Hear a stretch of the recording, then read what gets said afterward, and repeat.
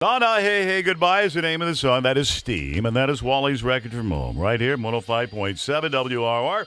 Now I think we need the big drum in here this morning because we have a star in the studio with us. Yes. The fabulous Eddie Izzard is here. And let me just read very briefly and tell you what they've said about him in the press. Here's what they said. The New York Times, sheer comic genius. He is the most brilliant stand-up comedian of his generation. How about this one? The funniest man in, well, pretty much all of the known universe. That's from the Los Angeles Times. The greatest British stand-up comedian of his generation from the London the London Sunday Times. And, hey, can I sell you a book I wrote about Whitey Bulger by Howie Carr in the Herald? And so, anyway, so Eddie Izzard is here this morning, and he's got a huge show coming up at the City's Wang on May 8th, 9th, and 10th.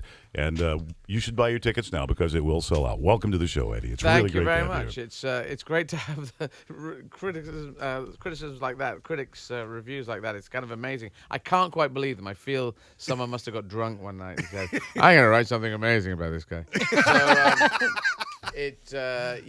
I must admit, I couldn't do stand-up comedy when I started. I used to because I love Monty Python, so I used to do sketch comedy, and I just used to play different characters and put on different costumes.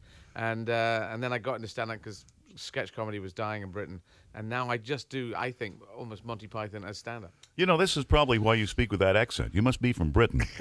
No, I'm from China. Yes, I am. Oh, I get it. Okay. Yes, that's British thing. Oh, my God. Well, I've been a fan for quite a few years, and the thing I loved about Eddie was your take on history and the way, nations took over other nations. Off the air, we were talking. You're very historical oriented. No, well, I know a lot about your Revolutionary War. I know a lot about the Civil War. Actually, a lot of the history of America. I would have been on the boat. I would have been out here. You would have? Yeah. I'm not into monarchy. I think monarchy is a crazy thing to happen. Hereditary privilege. How do you explain that to children? Yeah. It just doesn't make any sense.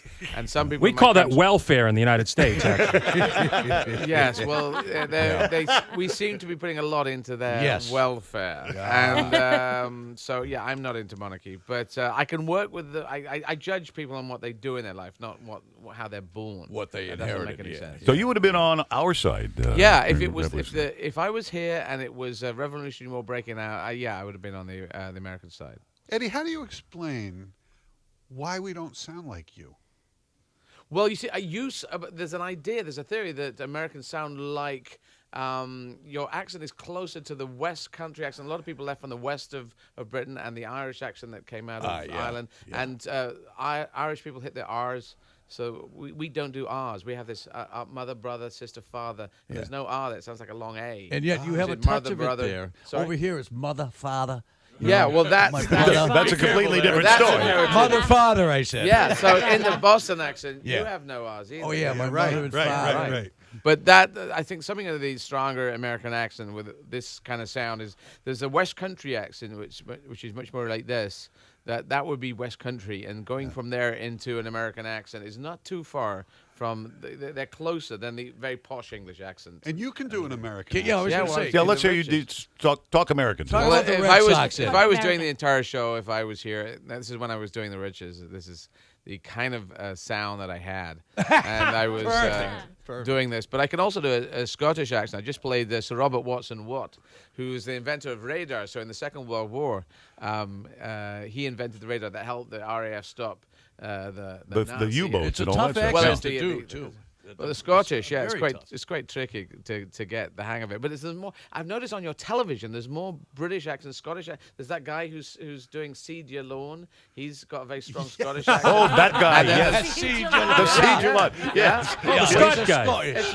It's a very strong Scottish accent in there, and it's obviously selling to all around America, and people are saying, yes, we can understand that, because before they would have said, well, no one can understand this. And then there's British accents. The Gecko has it, and I saw some woman who's selling some product. Well, now the Scottish really roar their R's. Yes, well, it's tricky. It depends which accent you're doing there. Yeah. So if you get a Shetland accent, I thought that's right at the top. It sounds so. I thought they were taking the Mickey. I thought they were making fun of their own accent because it's just so strong. But it is.